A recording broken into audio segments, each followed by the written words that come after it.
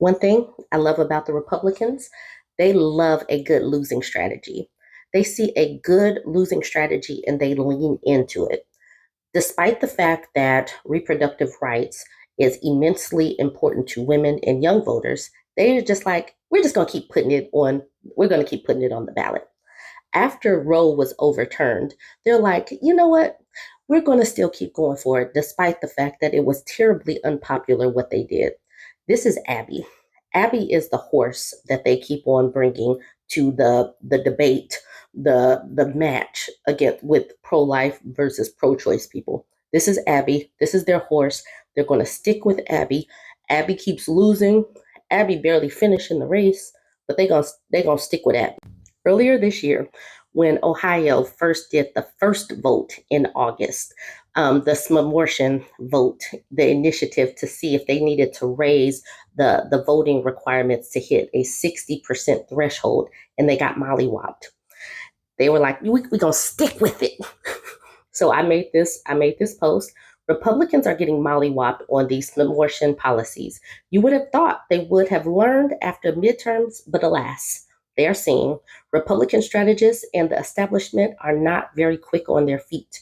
That's because they have Abby as the horse that they're going to ride. They wanted to overturn Roe so bad, and they didn't listen to what the voters wanted. Now look at them, losing the culture war that they wanted to wage against women's reproductive rights and losing swimmingly. They are losing, and they know that they're losing. Very sexy things like abortion and marijuana on the ballot, and a lot of young people come out and vote. It was a secret sauce for disaster in Ohio. I don't know what they were thinking, but I don't know either. that's why I thank goodness that most of the states in this country don't allow you to put everything on the ballot because pure democracies are not the way to run a country. So then you're I am not a Republican strategist at all, but I can use my Google machine. And if I'm able to find these numbers so easily, I am sure that Republican strategists that have access to lots more numbers and lots more research than I do should understand that there is a big gap between the pro life people and the pro choice people. This dark blue line, and let me get out the way, represents the people who want to keep abortion legal in most cases. And as you can see, the gap gets bigger as we head towards 2020. There is a big gap between the people that want to keep it illegal in most cases and legal in most cases. So this is a losing strategy for Republicans. And I love that they don't listen. I love that they want to lean in because they will continue to get mollywopped.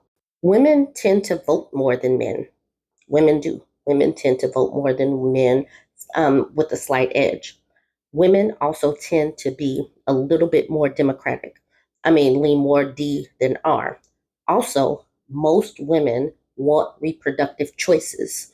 So the fact that I can find this stuff so easily, these numbers are out there. I love that they keep losing. I love that they just want to keep riding Abby. They're going to keep riding Abby. Yesterday was another referendum on the losing strategy of Republicans.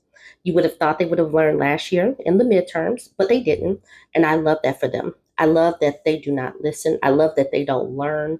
I love that they want to go the way of the dodo birds. So I know that you guys have seen these articles. Some abortion lifted the Democrats and more takeaways from the elections yesterday. Biden is unpopular right now. Biden, his numbers are not great, but Republicans are helping us all. Republicans are helping us all. And I love that for them. Thank you, Republicans. The political potency of reproductive rights proved more powerful than the drag of President Biden's approval ratings in Tuesday's off year elections, as Ohioans enshrined the right of reproductive care in their state's constitution. And Democrats took control of both chambers of the Virginia General Assembly while holding on to Kentucky's governorship. Keep you guys are doing great. You're doing great, honey.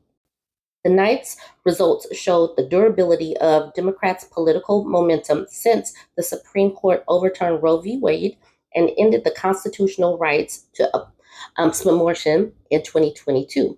It may also, at least temporarily, stem the latest round of Democratic fretting from a series of polls demonstrating Mr. Biden's political weakness. Fox News had some things to say. So I'm going to play a montage of Fox News speaking. This is not what Fox News was saying, but let's see what they were talking about yesterday as the numbers rolled in. Hannity, we begin tonight with a Fox News alert. Election night 2023 is well underway. Polls are now closed in several key states where close races could serve as maybe a small preview of coming attractions for the 2024 election. In a moment, we'll take you live on the ground in Virginia, where Governor Glenn Youngkin's GOP turnout strategy is now being put to the test. And some breaking news: Ohio voters, they have passed a constitutional amendment protecting access to abortion, extending statewide wins for abortion rights. As Andy Beshear wins this race, called over Daniel Cameron. Tonight, the midterm elections, the last few elections, we must recognize that as a party, good polling does not always translate into resounding victory. Well, number one, incumbents that are popular are going to win. Number two, Republicans can't keep stumbling and bumbling on abortion. And number three, we can't keep losing close races.